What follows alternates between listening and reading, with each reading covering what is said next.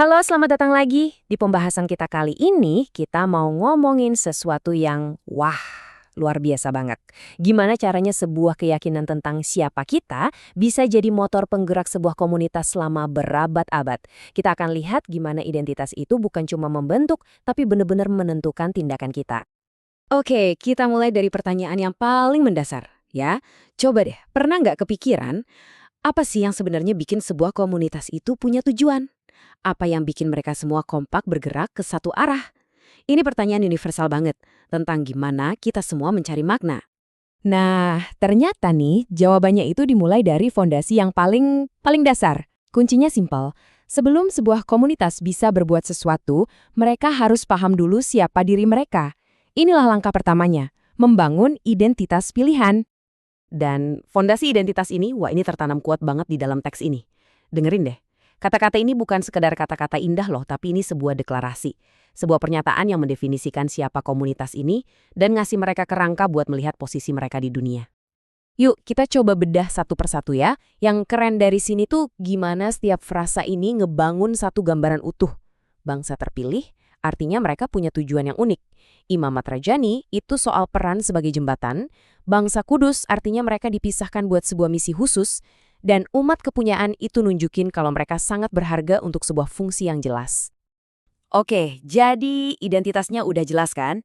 Nah, pertanyaan berikutnya, di mana mereka harus jalanin misi ini? Ini nih yang seru, yang membawa kita ke bagian kedua, gimana caranya mereka berada di dalam dunia, tapi pada saat yang sama, bukan dari dunia. Yuk kita bedah paradoks yang menarik ini. Teks ini, jujur, menyajikan sebuah semacam ketegangan yang menarik banget. Di satu sisi dibilang bukan dari dunia. Artinya punya nilai dan standar yang beda. Tapi di sisi lain, mereka justru secara aktif diutus ke dalam dunia. Gimana tuh? Ini kan sebuah paradoks yang kuat banget.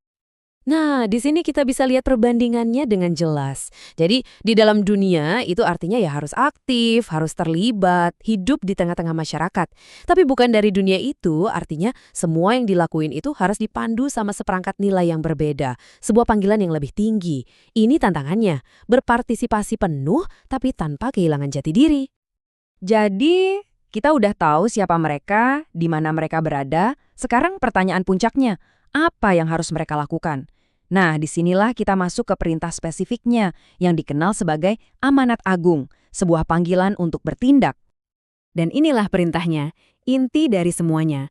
Fokusnya sekarang geser nih, dari siapa dan di mana, jadi apa yang harus dilakuin. Jelas banget kan? Sangat fokus ke aksi.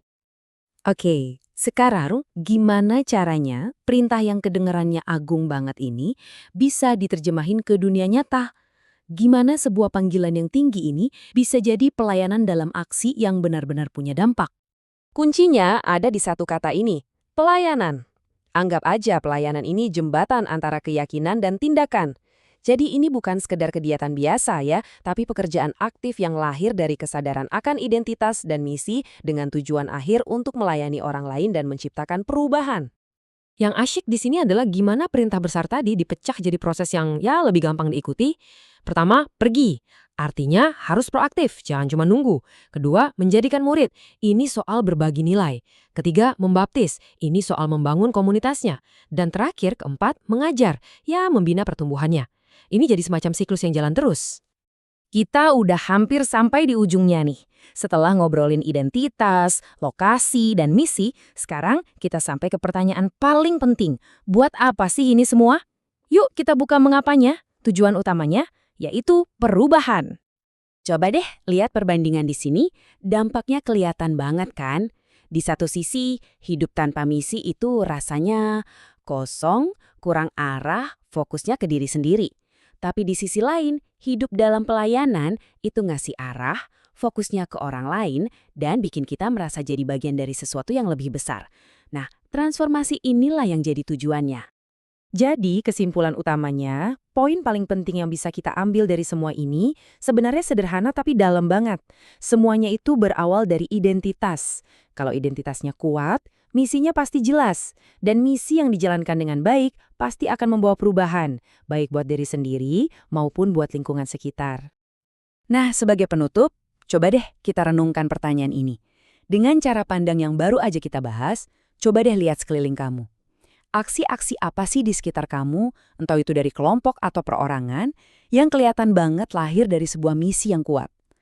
Pertanyaan ini bisa banget membuka mata kita soal kekuatan sebuah tujuan di dunia ini. Sampai ketemu di pembahasan selanjutnya.